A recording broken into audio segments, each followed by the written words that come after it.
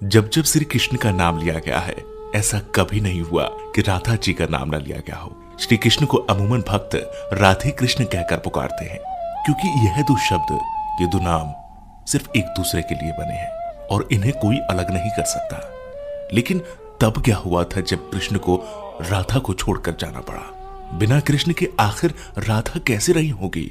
ये सवाल ही मन में व्याकुलता पैदा कर देता है। आज हम राधा के जीवन के वो पन्ने पलटने जा रहे हैं जिसके बारे में हम में से ज्यादातर लोगों को कुछ नहीं पता होगा।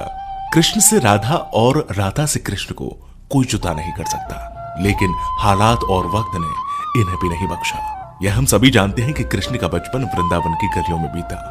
नटखट नंदलाल अपनी लीलाओं से सभी को प्रसन्न करते तो कुछ को परेशान भी करते, लेकिन कृष्ण के साथ ही वृंदावन की खुशियां थी। कृष्ण ने अपनी बांसुरी की मधुर ध्वनि से अनेकों गोपियों का दिल जीता, लेकिन सबसे अधिक यदि कोई उनकी बांसुरी से मोहित था तो वो राधा थी। लेकिन राधा से कई ज्यादा प्यार कृष्ण उन्हें करते थे। राधा कृष्ण से उम्र में 5 वर्ष बड़ी थी, लेकिन फिर भी इस बात का फर्क न कृष्ण को पड़ा और न ही राधा को। राधा वृंदावन से कुछ ही दूरी पर रैपल्ली नामक गांव में रहती थी, लेकिन रोजाना कृष्ण की मधुर बांसुरी की आवाज से वो खिंची चली आती थी। कृष्ण का जीवन भी साधारण नहीं था।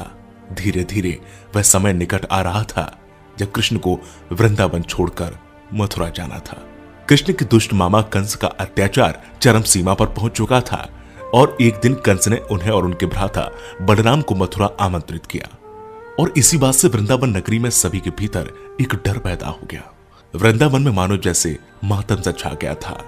मां यशोदा तो परेशान थी क्योंकि उनका दिल का टुकड़ा उनसे दूर जा रहा था, लेकिन कृष्ण की गोपियां भी कुछ कम उदास नहीं थी। दोनों को लेने के लिए कंस के द्वारा रथ भेजा गया, जिसके आते ही सभी ने उस रथ के आसपास घेरा बना लिया, यह सोचकर कि कृष्ण को नहीं जाने देंगे। उधर कृष्ण को राधा की चिंता सताने लगी थी और वे सोचने लगे थे कि जाने से पहले एक बार राधा से मिल ले। मौका पाते ही वे छिपकर वहां से निकल गए और फिर उन्हें राधा मिली, जिसे देखते ही वे कुछ कह न सके। राधा कृष्ण की इस मिलन की कहानी बहुत अद्भुत है। दोनों ना तो कुछ बोल रहे थे और ना कुछ महसूस कर रहे थे, बस चुप थे। राधा कृष्ण को न केवल जानती थी बल्कि उनके मन और उनके दिमाग को भी समझती थी। कृष्ण के मन में क्या चल रहा है वे पहले से ही भांप लेती थी, इसलिए शायद उन दोनों को उस समय कुछ बोलने की आवश्यकता नहीं पड़ी। और आखिर राधा को अलविदा कहकर कृष्ण लौट आए और आकर गोपियों को भी समझाया और अनुमति लेने के बाद वहां से चले गए। और वृंदावन कृष्ण के बिना सूना हो गया। न कोई चहल पहल थी और न ही कृष्ण की लीलाओं की कोई झलक। बस सभी कृष्ण के जाने के गम में डूबे थे। परंतु दूसरी